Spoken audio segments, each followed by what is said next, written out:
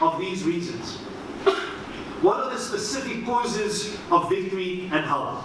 The first of them is the following statement of Allah subhanahu wa ta'ala.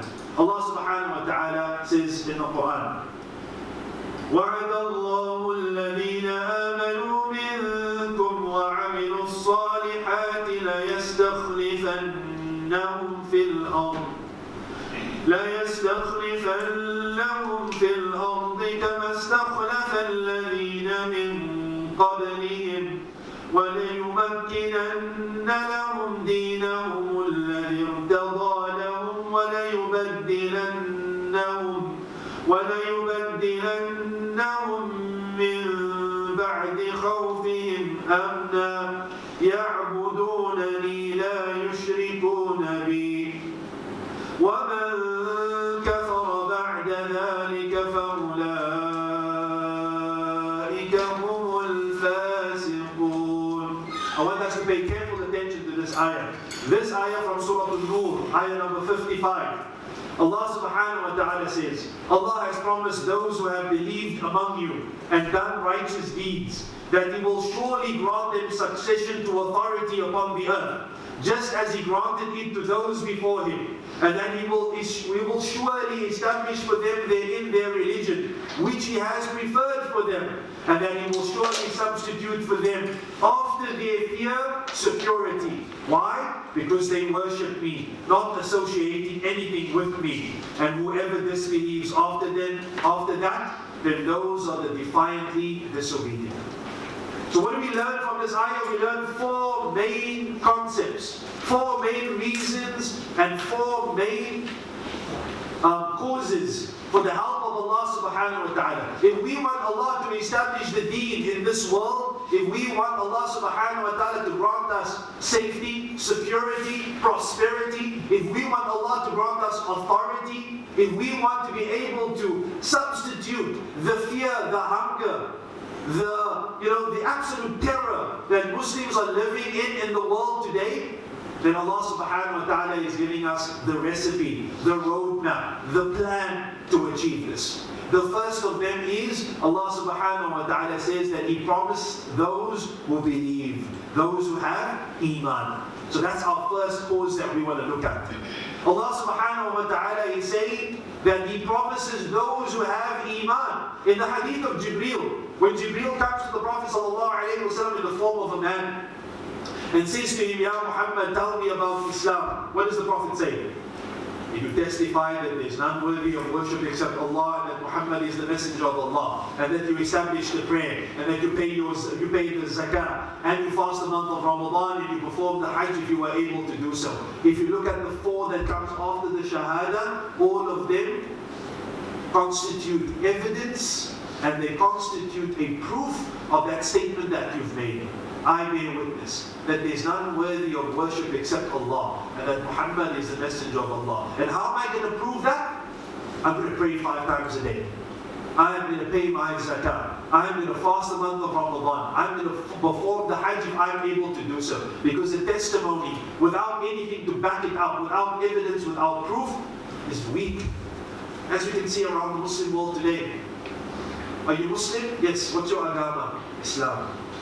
That's what we put on now. That's what we have with the cards and the passports and all sorts of documents. But then where's the prayer? Where's the zakah? Where's the fasting? Where's the hajj and the umrah? Where is the enjoining the good and forbidding the evil? And as we'll discuss later, where's the jihad in the path of Allah subhanahu wa ta'ala? Where is the commitment and the sacrifice that should be a testament to the testimony? There needs to be a testament and proof to the testimony that you've made. But then, when the Prophet answers this question, what does Jibreel say to him? Sadaqta, you've spoken the truth. Because that's what Islam is. So everyone's amazed, he's asking the questions and he's verifying the answers. Like if I were to ask you a question, or you ask me a question, and then I answer it, you say, you're right, Sheikh. It's the same thing. Because you don't normally expect that the student is verifying the answers of the teacher. But then Jibreel says to him, and this is what I want us to focus on now. Because if the first cause of victory and success is Iman, what exactly should it be? What kind of Iman should it be? So the Prophet ﷺ is asked, so inform me about Iman. What is it? Firstly, what does the word Iman mean? It means conviction. What does the word Iman mean in the Arabic language? It means at-tasdeeq, that you believe in it with absolute certainty. Listen to this ayah in Surah Al-Hujurat. Allah subhanahu wa ta'ala says, إِنَّمَا الْمُؤْمِنُونَ الَّذِينَ آمَنُوا بِاللَّهِ وَرَسُولِهِ ثُمَّ لَمْ يَرْتَابُوا وَجَاهَدُوا بِأَمْوَالِهِمْ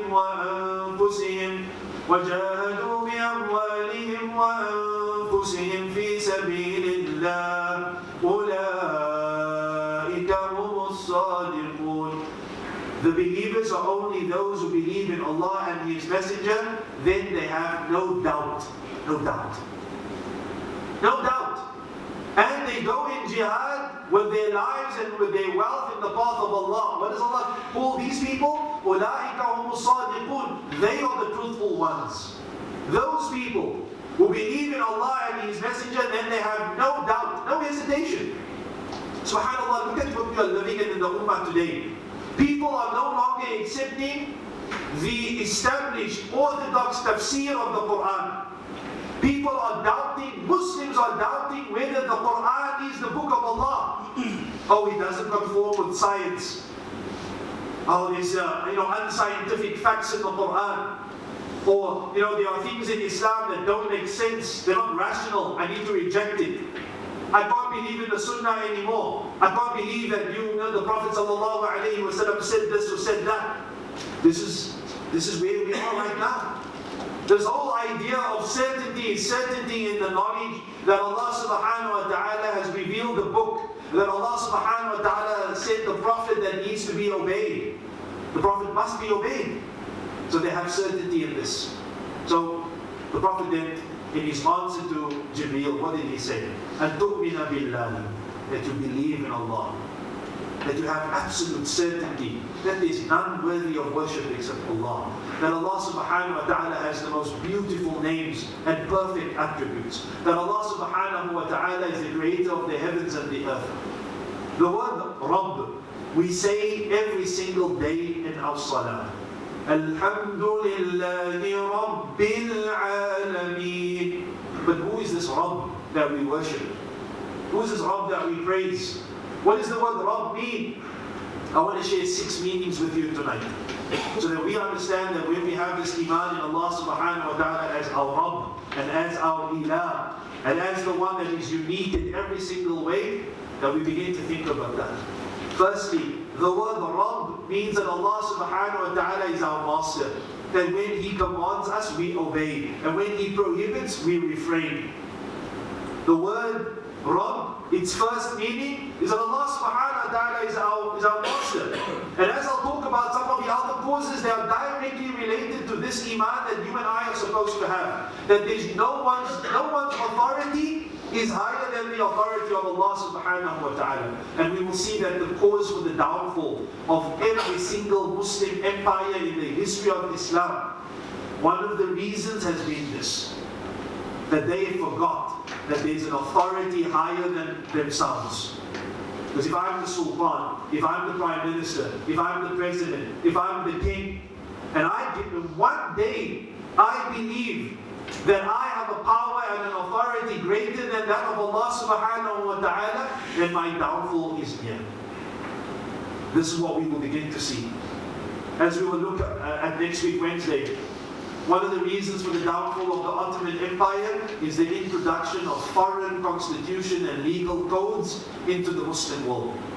Something that you and I are still living with today. Because the only part of our Sharia that is being implemented in most Muslim countries is marriage, divorce, inheritance, and custody. Personal law, they call it. It's as if the law of Allah subhanahu wa ta'ala can be so neatly divided. When you look at a book of fiqh, what do you see? You see that only that chapter is there? We have everything, right? Just think about this for a moment. The books of fiqh, you go to UIA, go to the library, and go to the fiqh section, and you see the encyclopedias of fiqh there. Do those books only talk about marriage and divorce and inheritance and custody? and wills and testaments and and how to divide one's estate? Or is there a chapter on tahara and salah and zakah and jihad and criminal law and judicial law and administrative law? But what we did was that we have placed an authority higher than the authority of Allah subhanahu wa ta'ala in His Sharia.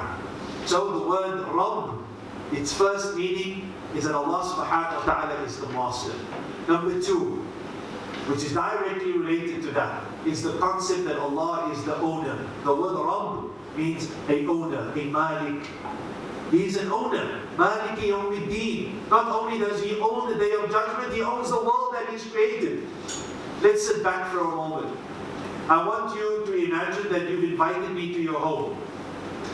Inshallah. But you've invited me to your home. And so I come to your home and you open the door and I walk straight in. I go straight to the kitchen. I open up the fridge. I see, mashallah, what do we have here? Oh, leftovers, mashallah. Lasagna, my favorite. I take that out. I open the microwave, I put the lasagna in there, and you standing shell-shocked. Who is this person that has invaded my home like this? You give him an inch, he takes a yard.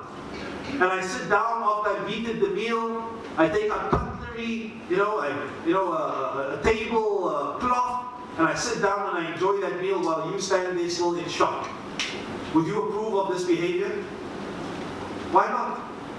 Why is this behavior unacceptable to you? Because it's your home. You own it. And you have authority over it.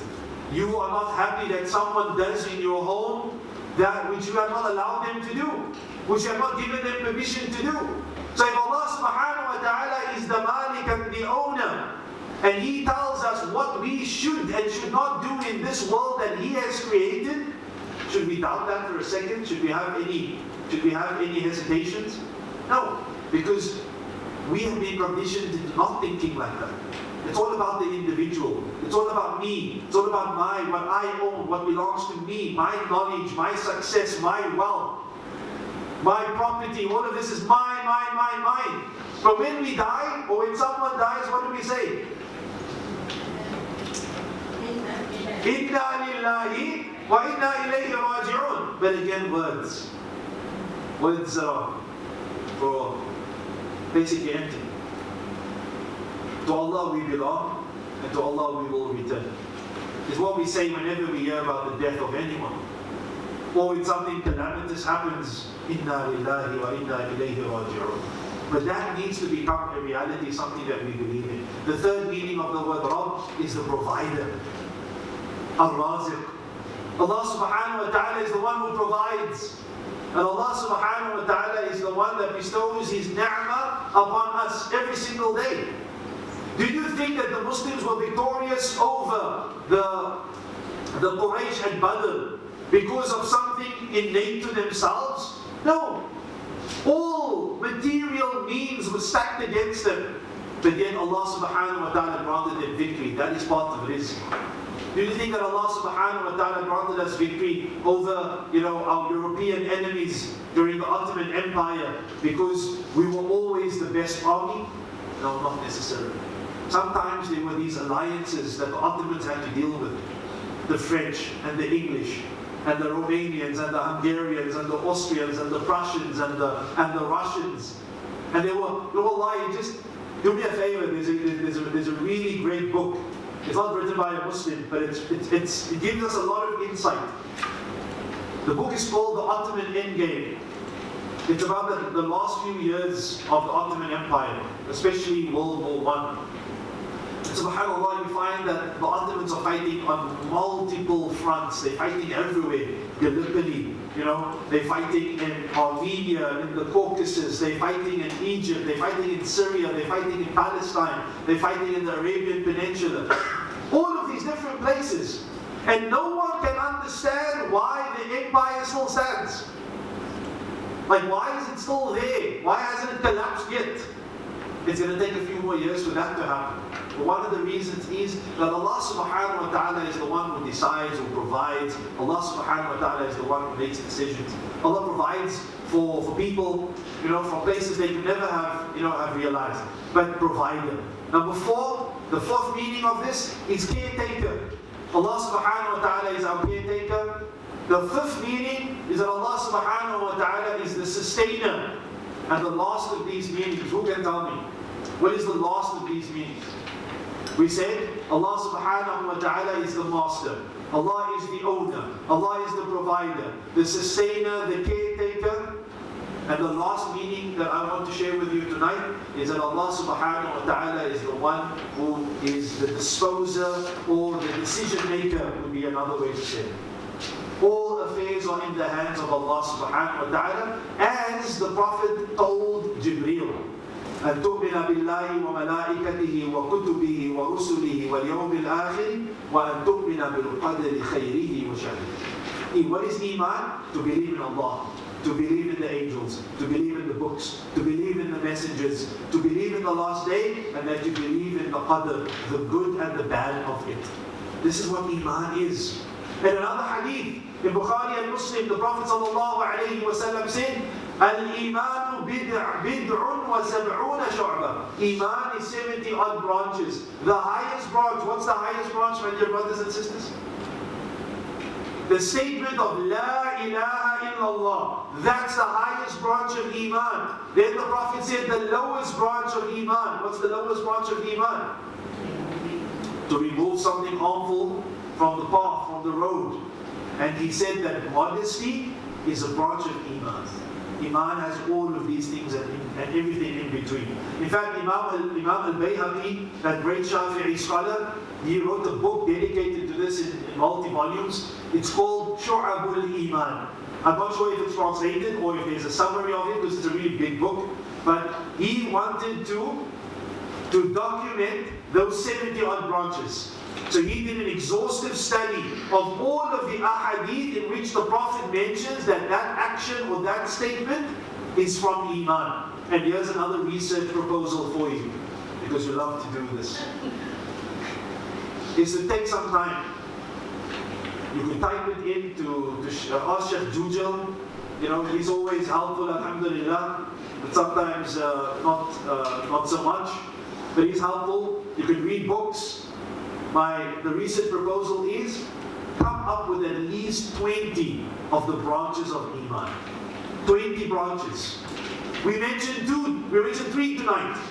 The first is to say La ilaha illallah. The second is modesty. The third is to remove something harmful from the road. None of you truly believes until he loves for his brother what he loves for himself. Apparently loving for another Muslim what you love for yourself is also part of Iman. And so we can go on and on and on, and we can add to that list. Because if Iman, my dear brothers and sisters, is the cause of victory, is the cause of Allah subhanahu wa ta'ala replacing our fear with security and what's the word I'm looking for? And peace of mind. Wallahi, our brothers and sisters around the world that are suffering, that are in war zones. Wallahi, you and I don't know what that's like. Let us be honest. You don't know what that's like. I mean, your greatest fear perhaps is that your car might be stolen or someone might burgle your home and you're not there. But you don't fear that you'll wake up in the middle of the night and bombs will be dropping all around you and there will be heavy machine gun fire and mortars exploding all around you and someone breaking into your home and harassing you and your family, or worse. We don't have this fear, alhamdulillah. We should thank Allah subhanahu wa ta'ala. As a South African, I came here, one of the reasons I came to Malaysia and I moved here was for the security. Was the ability, my house was burgled 4 times when I lived in South Africa. I had a fridge stolen in front of my door. I put the fridge out to air it, we were airing the fridge, we were washing the fridge, and 30 minutes later it was gone. This was like 10 years ago. Allah knows best what the situation is now. Subhanallah, may Allah grant us the ability to appreciate the ni'mah of Allah upon us. This is important for us to understand. Listen to this hadith. The Prophet ﷺ said, "Man aslaha mu'afan fi jasadihi." Every day if you wake up and you are healthy, آمنا في سربه, and you are safe. عنده قوت يومه, and you have enough food for the day. It's as if the dunya has been given to you in its entirety. Healthy, safe, and well fed. You have enough to eat for the day, subhanAllah, let's go home now. How much food do we have? Let's do an inventory. Subhanallah. How much food have we stockpiled? Subhanallah. Something to think about. Anyway, so the first of these causes of victory is Iman. And we owe it to ourselves to establish that in our hearts. And let's go back to the time of the Prophet ﷺ in Makkah. That is what the Prophet spent 13 years building, developing, increasing. That's what the main focus was on. Look at all the ayat that were revealed before the hijrah in those 13 years. What did they focus on? Aqidah, belief, strengthening that iman in the heart. Because you cannot build anything unless you cannot build anything strong and sturdy except if it is built on the sturdiest of foundations. You can have the best quality materials. You can have, just amazing, building and construction materials, but if the foundation is non-existent or it is weak, the slightest wind will blow the entire structure over. And this is where we are right now in the Muslim world. We are so focused on the big masjids that we build and the great Islamic universities that we've developed, or conferences that we have, or the number of Muslims. Here's something important. Like the number, when the Prophet said to the Sahaba that one day there'll come a time when the nations of the world will gather around the Ummah of Islam, like people gathering, at a dinner table, like at a buffet. What do you want, steak? Go have some steak. Want Syria? This is exactly, wallahi, I'm sure that the ulama in 1918, after the First World War ended, and Britain and France and other people were just picking off parts of the Muslim world. Okay, we'll take this. You guys have Syria, or we'll take Egypt. You guys can have Palestine. Okay, Palestine is yours, right? What about this island and that city and this town? Right? They split it up amongst themselves. So the Sahaba, the one companion wanted to know, Ya Rasulullah, will it be because of our few numbers? The Prophet said, no, it will be many, but you will be like the foam of the sea. There's nothing, right? You see the foam? It's not even like seaweed. Seaweed at least has roots. And no matter how strong the currents are, the seaweed stay. But the foam on top of the ocean, there's nothing that holds it. And this is where we are right now. We are so concerned with all of these debates that we have amongst ourselves. Which madhab is the correct madhab? Are you Sufi or are you Salafi? Or you must be a Wahhabi. All of this nonsense. Well, I'll be honest with you. I've been studying since 1999. And this conversation now is one of the most frustrating conversations. I avoid this topic as much as possible because it really angers me. Because as someone who works with the youth, you know what kind of questions I get asked now? Sheikh, would it be wrong? How do I tell my parents I don't want to be a Muslim anymore?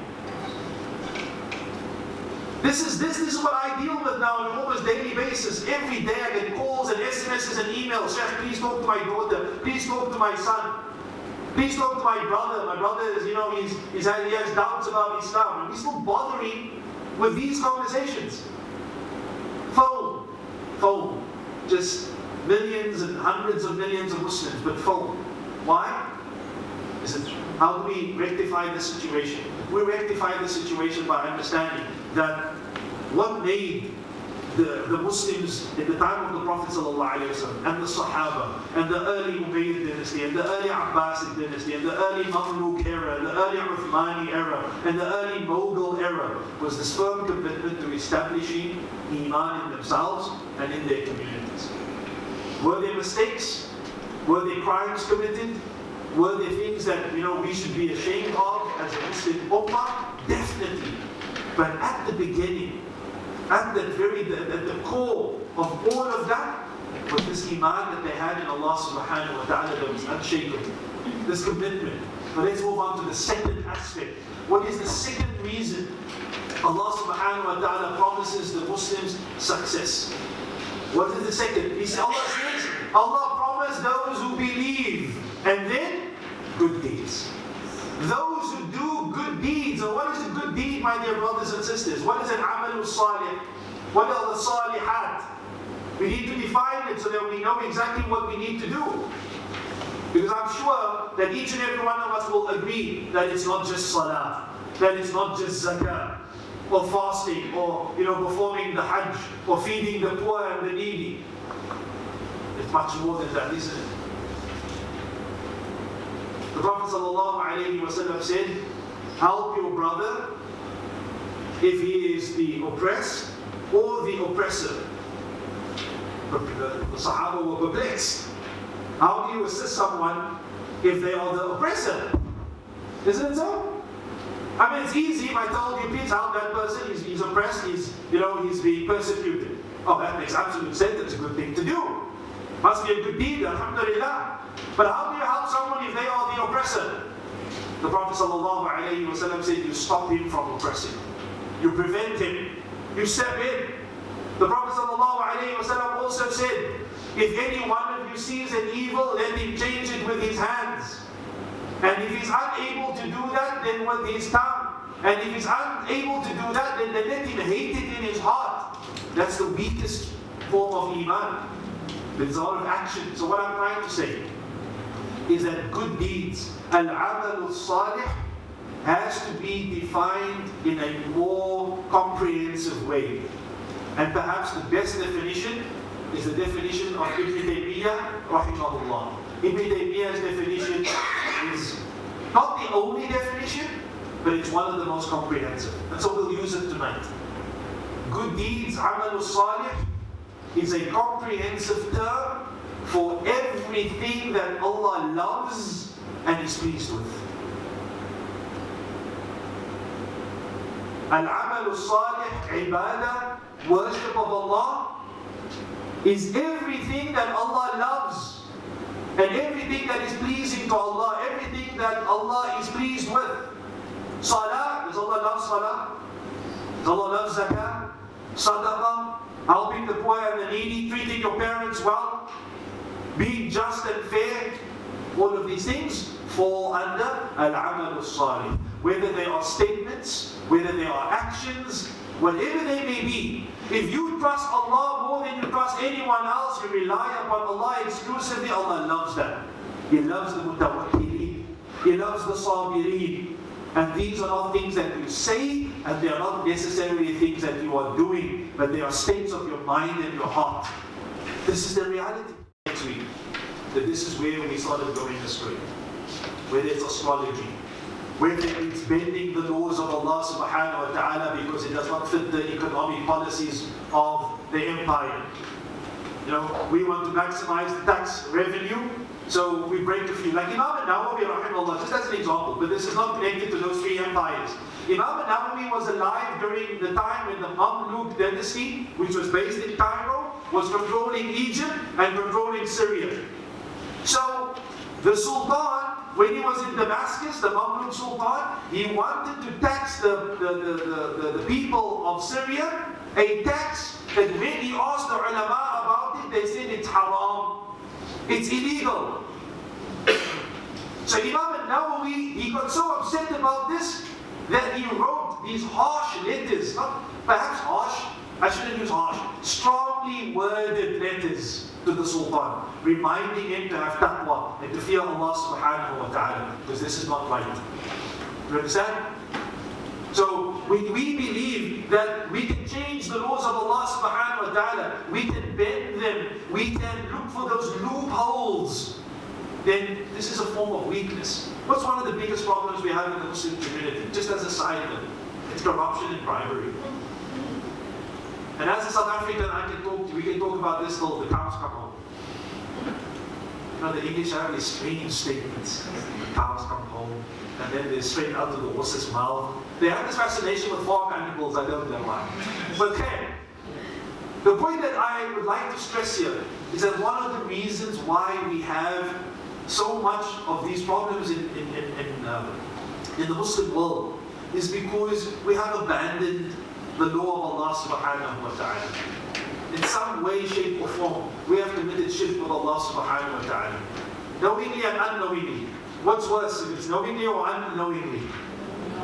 Well, it's knowingly. Knowingly. A lot of Muslims, you travel around the world, like I met some people from Uzbekistan at the university. There's about 100 Uzbek students at the Asia Pacific. And what were they telling me? That, in most households, this is the same in Kazakhstan, because of Soviet, and Russian influence, Islam is very weak in those places. Very weak. You go to the villages and into the mountains, maybe it's stronger. But in the main cities that have been completely, what do we call it, Russified, right? Is that a word? Sometimes some of my older students, they know that I make up words as I go along. Right? Russianization. Russianization, mashallah. Like Saudiization. Allah musta'an. Anyway, but you understand what I'm trying to say. Those urban areas, there's very little commitment to Islam. I met another man from Azerbaijan. Now, Azerbaijan, the population there is mostly Shi'i. Okay, can anyone tell me, this is another history lesson, why is it that in Azerbaijan, most Muslims there are Shi'i, 12 Shi'i, like the Iranians? It's a historical fact.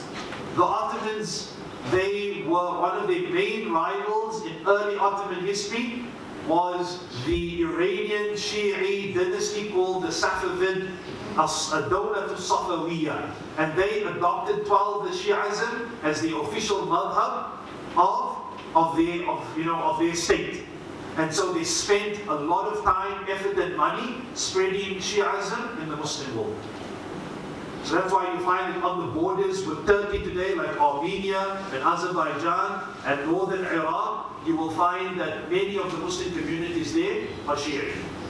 Like Iran, and also the earliest scholars, some of you, we don't know these things, the earliest scholars that the Safavids, they brought to come and teach 12 Shi'ism in Iraq, they came from Lebanon. So 12 Shi'ism in Lebanon, it's not that the Iranians exported Shi'ism to Lebanon, it's that the Lebanese brought Shi'ism to Iran. That's something interesting to know as well, because we think it's a modern, Hezbollah is a, no. People like Hassan Nasrallah and his ancestors, they have been Shia for centuries.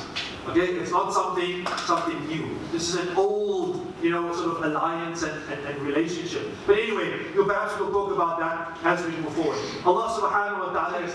the story of your father swayed. What swayed you to go to Medina? Because it was a full scholarship. Money always wins. Because my father had to choose between me going to this Wahhabi university in Saudi Arabia, right, where it would be free, or sending me to Azhar University where he would have to pay. It's not because my father was cheap or that my father, didn't want to spend money. It's just he didn't have money to spend. When I was memorizing Quran, the first 5 to 6 months, my parents could afford to pay for my tuition, my school fees, and for my taxi fare, right? But after 5 to 6 months, they couldn't do that anymore. But my teacher didn't want me to drop out and to leave the school. So he said, well, just make sure you have your taxi fare, but don't worry about the school fees. So for another 8 months, I didn't pay any school fees. And when I got the acceptance letter to Medina, and I don't know if you have this culture here, where people give you money before you leave for Hajj or Umrah. Yeah? So I got a lot of money, alhamdulillah, right? Because the whole family was coming, and there were lots of envelopes and things. So I took that money and I went to pay my outstanding school fees. And my teacher was like, no, it's not necessary. I said, well, I can't go to Medina until I know that I've given you this, right? That's not going to be right. Anyway, so yeah, my father had that choice. So he overruled the Quran then?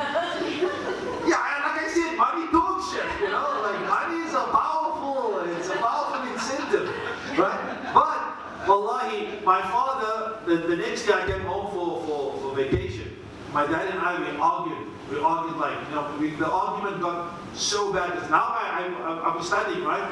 And especially if you study in Saudi Arabia, you know that the focus is like heavy on Tawheed and this Karamat stuff, it's like way like the main focus, So that was well, that was good, alhamdulillah. Like there's a lot of things I appreciate about my time in Saudi Arabia. Like one of the things I'll always be thankful for is that they gave me the ability to learn Arabic. They gave me the ability to study the basics of my deen. They paid for all of that. They allowed me to live in the city of the Prophet ﷺ for 7 years. I was able to perform Hajj 6 times and go on numerous Umrahs. So whatever we think and whatever's happening in Saudi Arabia right now, and whatever will happen in the future, we should never ever forget those good things that they did. Wallahi, there are people around the world that are Muslims now because people came as students to Medina. And they went back to their cities, they went back to their towns, and they invited people to Islam, like in Namibia, and Botswana, and Brazil, and Japan is another example. So lots of places, alhamdulillah. So it's good and bad. There's lots of factors. But there was something I wanted to say, completely forgot about it. Yes, my father and I, we were debating, and he threatened, he said that, well, then just pack your bags and leave. Right, just pack your bag. If this is how you feel, if you insist on being a Wahhabi, and not respecting the awliya. I wasn't disrespectful to the awliya. I was just saying that we shouldn't make dua to them, right? Yeah. I wasn't saying that Tuan Nurul Mubin, he's good for nothing. I wasn't disrespecting them. But in my father's mind, I was. And so this is a da'wah, tarbiyah lesson that I want you to understand. When you give da'wah to someone, always understand how that sounds to them from their perspective. It's difficult, but super, super important. Because I never understood my father's attachment to it, especially now after I knew that it wasn't right. You understand? Like, why is he so, so vehement? Why is he so strong on this aqidah that he has? You have to understand, like, Christians are not going to give up Jesus just because you say that it's shirk. You have to understand why he loves Jesus and he believes that he's God or the Son of God. You're going to speak to a Hindu man or woman about worshipping idols, but you don't understand what Rama means to him, or Krishna, or Ganesha. Like, this idol saved my mother. You understand? That kind of, those are things that are going through the minds and hearts of people. So you have to understand that attachment. This is why Allah subhanahu wa ta'ala, a lot of the arguments against shirk in the Quran are both rational and emotional. Like the perfect combination of those two things. Because if it's only rational, people will find a variety of reasons still to reject it. What does Allah say about, when he compares shirk? He says, it's like, he gives the example, he says, the parable of those who disbelieve, those who commit shirk. They can't create a fly, right? And if a fly was to take something from them, they would not be able to get it back. The one who is seeking and the one from which it is being sought are both weak. Yeah, that's right. The idols, they're just wood, stone. They're weak. They don't have any innate ability, right? You know, like when Ibrahim says, no, the biggest one did it. Like in their hearts, they knew that Ibrahim was telling them, the truth.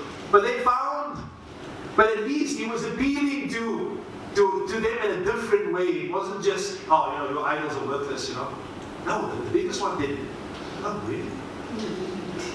So people sit back and they think and they contemplate. This is very important. Anyway, so my father said, leave the house. I said, my mother came to me, she begged me, she said, stop arguing with your father. So I said, okay. But then I gave my father a book. The book is called Kitab al-Tawheed. Right? Kitab al-Tawheed by Muhammad ibn Abdul Wahhab. So the founder of the Wahhabis. It's an English translation of the book Kitab al-Tawheed. So I said to my father, just read this book and let me know.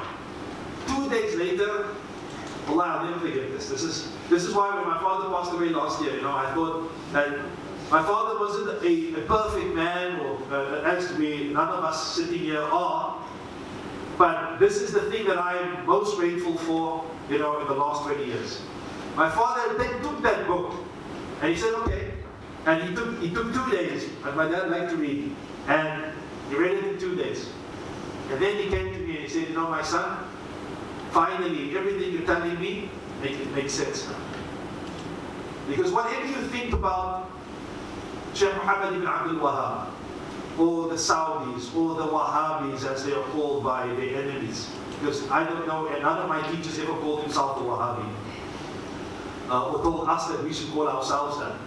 But if Wahhabism is the idea that Allah alone is worthy of worship, and that shirk is the worst sin in Islam, then I'm happy to say I'm a Wahhabi, and I think you should be too.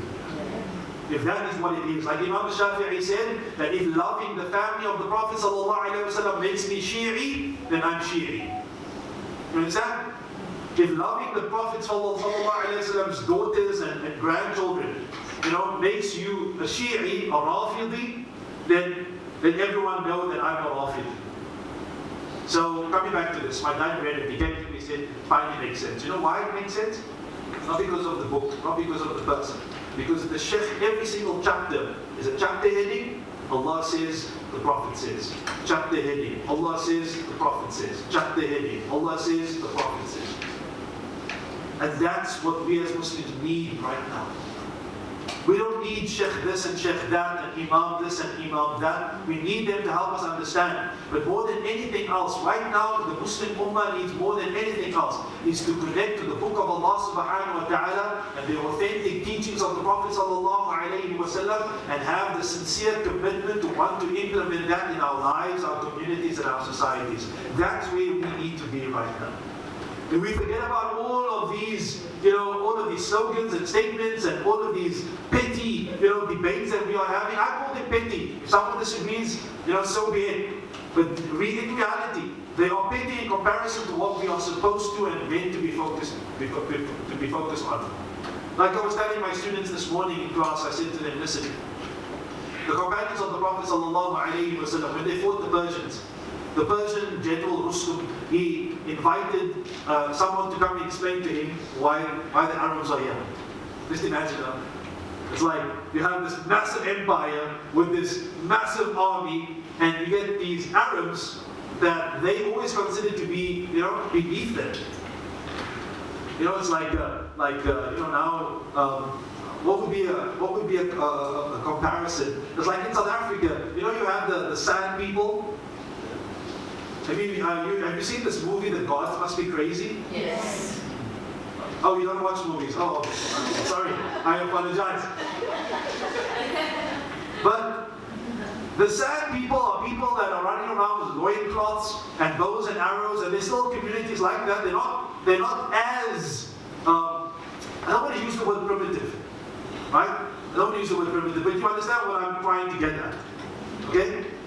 So imagine those people come up to the Dutch or the British when they were colonizing, South Africans, and they were able to create an army of people like them. Like the Zulus are a better example, right? Because the Zulus told the British, no way, this is our land, you guys stay out. The British were like, no, we are the British, we have come to civilize you, right? And the Zulus were like, no, and then they went to war. And the early battles, the Zulus were able to overpower the British, even though they had rifles, and these people only had spears and shields. So that's the same now. Like the Zulus are telling the British no, and these Arabs are telling the Persians, oh yeah, we are here and we come to invite you to Islam, and if you refuse, we're going to fight you. So they asked one of the Muslims to come to the camp, and so this is what he said. The Sahabi, Rib'i, his name is Rib'i. Rib'i went into that camp, went into that tent, which with all of its ornaments and all of its luxurious carpets and pillows and everything else. And he said, we are a people that Allah subhanahu wa ta'ala has sent out to take people away from the worship of the creation to the worship of the one who created them. That's the first sentence he uttered. We are a people that Allah subhanahu wa ta'ala has taken out, has chosen, right? To go out into the world and call people away from the worship of the creation to the worship of the one who has created them. The creation of the Rabb of the ibad. من عبادة العباد إلى عبادة رب العباد. That's the crux of the affair. That is the foundation of the matter. And this is what we need to understand at these times that we are living in. We're so focused on everything else. But this is where we need to be focused on. There's so many other things we need to talk about, so let us continue, inshaAllah ta'ala. The second thing, that's the first ayah. We spent considerable time with that. But alhamdulillah, I always told myself the last week that I've been preparing, I told myself that ayah was perhaps one of the most explicit ayat in the Quran regarding our topic.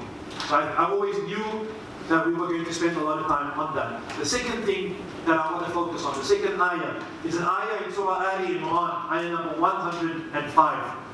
And it's actually a few ayat. It's 102, 103, 104, and 105. Now I'm not going to read it because of time, so I'll just translate it.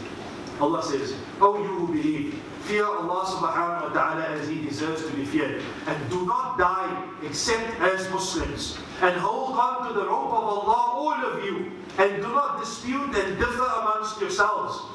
And remember the blessings of Allah upon you when you were enemies, and Allah subhanahu wa ta'ala reconciled your hearts. And you then became, by Allah's blessing, you became brothers. And you were on the edge of a pit of fire, and Allah subhanahu wa ta'ala saved you from that. This is how Allah subhanahu wa ta'ala clarified His signs to you, so that you may be guided. And let there be a group from amongst you that enjoins the good and forbids the evil. They call to good, they enjoin the good, and they forbid the evil. Those are the successful ones. And do not be like those who have separated, have differed, have disputed amongst themselves. And after the clear signs have come to them, those people will have a great punishment." So these four ayat, Allah subhanahu wa ta'ala is saying that one of the causes of victory and success, how can we be from the muflihun? How can we be successful?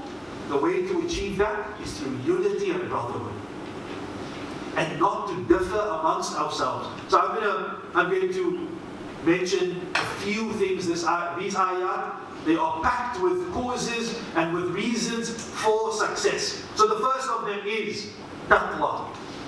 What is taqwa? Simply, it is to do what Allah commands and to refrain from what Allah has prohibited. So there are other amazing definitions, but to simplify it because of time, taqwa is to do what Allah commands and to refrain from what Allah has prohibited. This is taqwa. Then Allah subhanahu wa ta'ala says, and hold on to the rope of Allah. In the books of tafsir, the rope of Allah is the book of Allah subhanahu wa ta'ala. Other ulama say it is Islam, but there's no contradiction there. Because Quran is the basis for Islam. Or if someone else was to say, hold on to the sunnah of the Prophet, would that be wrong? No. These are called complementary interpretation, not contradictory. Because they all revolve around the same concept. That we hold on to what Allah subhanahu wa ta'ala has revealed. And do not differ amongst yourselves. So we look at what the Prophet sallallahu alayhi wa sallam said. No. The hadith we can discuss second. The ayah is what I want to focus on. Surah Al-Hujurat again. Surah Al-Hujurat is a very short surah, so if you'll forgive me if I cannot remember the ayah number, okay? It's only 2.5 pages, so it'll be easy to find. Allah says, "O you who believe, do not mock no believing men should mock other believing men, because it is possible that those who are being mocked are better than those who are doing the mocking. And no group of women, Muslim believing women should mock another group of believing women." It might be the case that those who are being mocked are better than those who are mocking. And do not insult one another. And do not call one another insulting names. What was that? Sorry. Is it the jinn? And do not call one another insulting nicknames that you find offensive. Right? Then in the next ayah, Allah subhanahu wa ta'ala says, and do not spy on one another. Firstly, do not be overly suspicious of one another. Do not spy on one another. Do not backbite one another. All of this so that we can have a community that we live in where we love one another, where we respect one another, we honor one another. Imagine that we as a community, we were united on Tawheed. We were united on our commitment to the Quran and the Sunnah. We did everything possible. The Prophet said, Tahadu tahabbu. Give one another gifts, you love one another. Give salams and spread salams amongst each other. When two people, when one Muslim smiles at another Muslim, that is a sadaqah. Helping one another, carry something heavy to his riding animal or to his car, that's a sadaqah.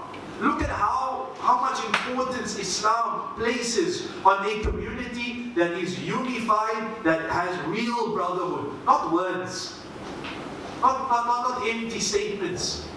But if you need, how many times people say to you, brother, if you need anything, just call me day or night. It's 2 o'clock in the morning. Assalamu alaikum, brother. I'm on the highway, and you did say I can call you any time of the day and night. I've got a, flat tire. Could you come and help me? Subhanallah. Do we need that?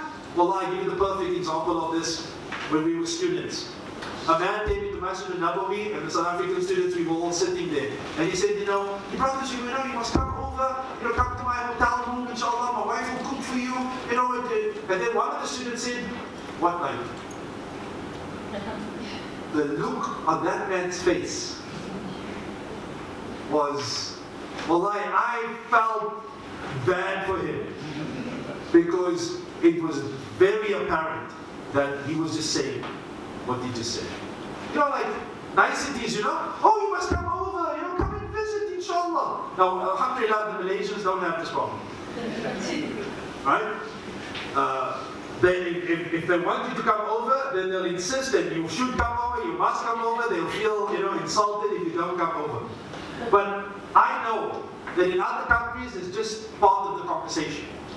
You meet someone, assalamu alaikum, I haven't seen you in a while, we should get together, we should come over, make some time. And I know that he knows that that's just fluff in the conversation. But this is not what Islam teaches us. If you are going to say something, if we say that we are brothers, if you say that I'm there for you, وَيُؤْثِرُونَ عَلَىٰ أَنفُسِهِمْ وَلَوْ كَانَ بِهِمْ خَصَاصَةٌ, they give preference to others over themselves even though they are in great need. This is brotherhood. This is what Allah is talking about in these ayat. That you became real brothers and sisters for the sake of Allah subhanahu wa ta'ala. You mean what you say. Sincerity was the order of the day. Real commitment to helping one another. So we find this, again, the Sahaba are the role model for this. Look at the people of Medina, Allah calls them the Ansar. What does the word Ansar mean? The helpers. The helpers. That's the title they got from Allah subhanahu wa ta'ala. They were the Muhajirin and they were the Ansar, the helpers.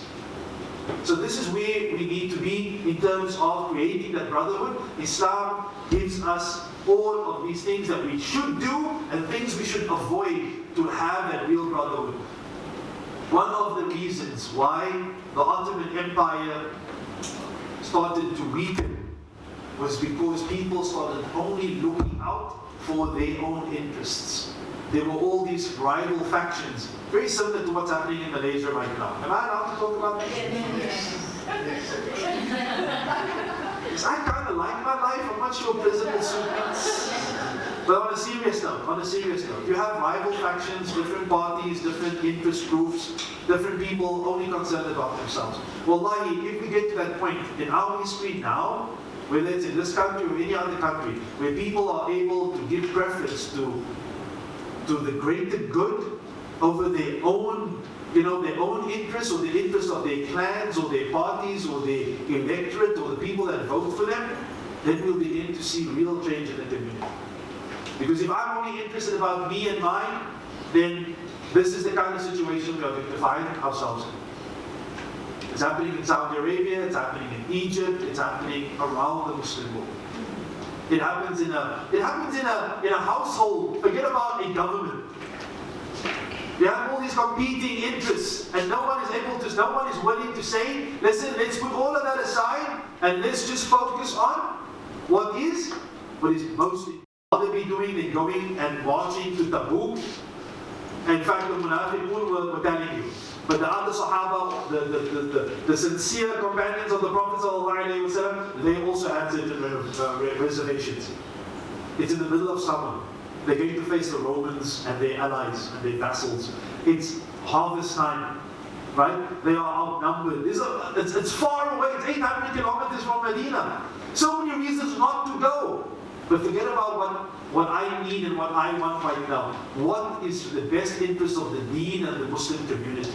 That's not only just brotherhood and about creating unity, but it's placing the interests of the community above my own. And that's one of the reasons why Allah subhanahu wa ta'ala granted these communities and these early Muslims so much success, because they were focused on one goal. Let's continue. Allah subhanahu wa ta'ala says, remember that you were enemies before. You were enemies, you fought one another. Forget about between Makkah and Medina and Muslims and the Quraysh. In Medina itself, they were fighting these devastating, civil wars with one another. You had the Aus and the Khazraj, and then they were allied to different Jewish tribes, and they were fighting one another. In fact, before the Prophet ﷺ came to Medina, they had lost many of their leaders in a battle called the Battle of Wa'ab. And so many of the leaders of Medina were killed. And one of the only survivors was Abdullah ibn Ubay ibn Salul. And look at what damage he did in the Muslim community. But Allah subhanahu wa ta'ala has reconciled your hearts. Because of you. This is the important point. And you're going to see this in the Umayyads, the Abbasids, and the Ottomans. In fact, let me use the Ottomans as an example. You have Turks, you have Arabs, you have Persians, you have Kurds, you have Albanians, you have Greeks, you have Russians, you have Tartars, you have people that are from Chechnya and Dagestan, you have Syrians and Egyptians. What is uniting all of these people? It is deen. That's what's bringing them all together. What else would bring so many separate people together, fighting for the same thing, working towards a singular goal? It is that deen that Allah subhanahu wa ta'ala has bestowed upon them. It is the ni'mah of Allah that He mentions in this ayah. So once we as a community can get over this, we can talk about racism, we can talk about nationalism, we can talk about all of these things that are currently happening in Muslim communities and societies around the world. Oh, that person, that's an Arab. Turks. Like, perfect example. Go anywhere in the Western world, like in the UK, Germany is another example. In fact, when I was there, here's a masjid, that's for Arabs. And then 2 kilometers around the corner somewhere, close to the Audi factory, there is a masjid for Turks. And the Arabs don't pray there, and the Turks don't pray over here. And then in London, you have a Pakistani masjid, and then not only any Pakistani, that's an Urdu-speaking Pakistani masjid.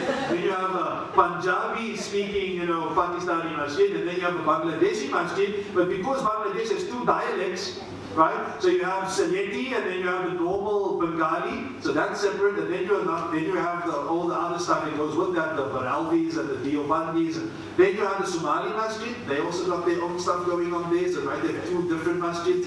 And subhanAllah, what's going on here? فَأَلَّفَ بَيْنَ قُلُوبِكُمْ. Your hearts as a community, those who believe in Allah and have taqwa of Allah, Allah is telling you, you should not die upon any other religion but Islam. And what does Allah say again in Surah Al-Hujurat, what a great surah? إِنَّ أَكْرَمَكُمْ عِنْدَ اللَّهِ أَتْقَاكُمْ. Who has the greatest taqwa? Who's the most honored? Who has the highest status? Is the person with the greatest taqwa, which Allah alone knows, so nothing that you and I would be able to judge or to measure. So this is something also very important. The last thing we'll discuss, and we will end tonight, inshallah ta'ala. Perhaps I will mention some of these things next week that I have not managed to mention tonight. But listen to this. Allah says, and there should be an ummah amongst you that invites to good. Right? This is ayah number 104 of Surah Al Imran. There should be an ummah amongst you, a group that invites people to the khayr, and they enjoy the good and they forbid the evil. One of the greatest success or causes of success in the Muslim community is that there continues to be a group of people in that community whose sole duty is to teach the religion. It is to study the deen. It is to give fatwa. It is to teach the Quran and the Sunnah. It is to actually, clearly and practically enjoy the good and forbid the evil. Think of this example, which the Prophet ﷺ gives us in the hadith. Then imagine you are on a ship, right? There is the top level and there's the bottom level. If the people at the bottom are running out of drinking water, and they are too shy to ask the people on the first level for the, they don't feel it's their place to ask. They think that a good idea to get new water, we can assume that let's assume that this is a ship that's traveling on fresh water. Right? Just so that the inevitable question about salt water does not come up. But imagine they are traveling on fresh water.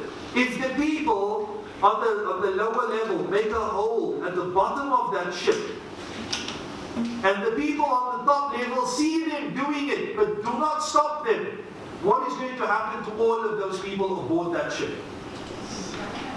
They are all going to go down with that ship and possibly drown. That's the example and the importance of enjoying the good and forbidding the evil. Because if you and I are only concerned about, okay, I pray, I'm growing a beard, alhamdulillah, who cares if other people are not doing these things? I'm only worried about myself. You're wearing hijab. I don't care if my friends and my cousins, they don't wear hijab or pray or, any of these things. If everyone has this attitude, when will those people that should be, that deserve, wallahi, they deserve to know about Allah subhanahu wa ta'ala. How many of you, let me see a show of hands, how many of you have non-Muslim family? A few of you, alhamdulillah. I also have a lot of non-Muslim family. But one of the things I regretted, or one of the things my father regretted as well, is that he had a lot of people working for him over the years, but he never spoke to them about Islam. Ever. And this is what Allah says, they are inviting to the good. Inviting. Not just talking about it. I can do a presentation here. Okay, this is Islam, and this is what we do, this is what we don't do. Everyone understand? Yes, thank you. Now we can all leave. But to invite is to say, is there anyone ready to accept Islam? If we have the time, perhaps maybe next week, Wednesday, inshallah, after the class, I'll show you a video where some brothers from the UK and other places, they went to Papua New Guinea, they went into the highlands and they gave da'wah there. Didn't go well at the beginning, but at the end, they showed them how to pray, they read some Quran to them, they spoke to them some more, and then they asked them, who wants to be a Muslim? And about 40 people accepted Islam in that village. So this is what it means to invite. And so, take a note of this. One of the reasons why the Umayyad dynasty and the Ottoman dynasty, the Abbasids were different, but the Umayyads and the Ottomans, one of the reasons they failed, and one of the reasons that those empires started to weaken, was because they were not focused on doing da'wah. Inviting the people of the Balkans, the Serbs, the Croats, the Hungarians, the Bulgarians, the Romanians, they were not concerned with inviting these people to Islam.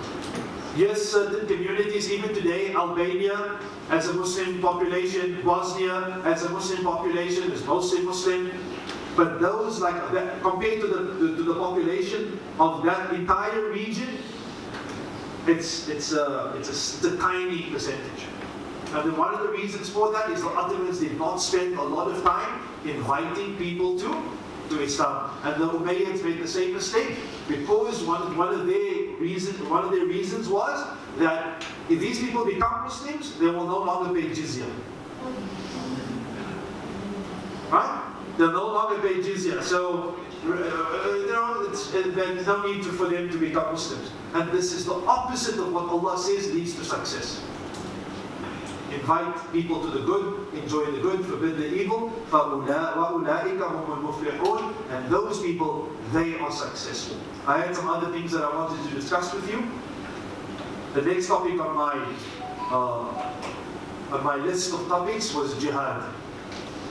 And we will see that all three empires, next week we will see that all three empires placed a lot of emphasis on fighting in the path of Allah subhanahu wa ta'ala. We'll also mention next week some of the misconceptions that people have, because one of them is that the early Muslims, they conquered by the sword. And they forced people to embrace Islam with the threat of death or violence. And we'll see that this is not true.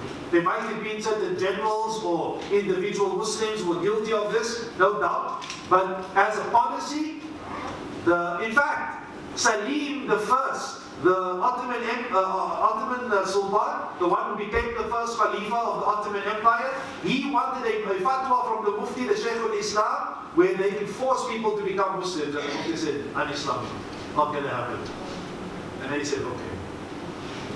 Obviously, I mean, this doesn't mean that the Sultan was super happy, but he said, well, okay, right, we'll end there. Jazakumullah khairan. Whatever I did not discuss with you tonight, we will try to fit it in the upcoming lessons, inshallah ta'ala. Are there any questions before we leave?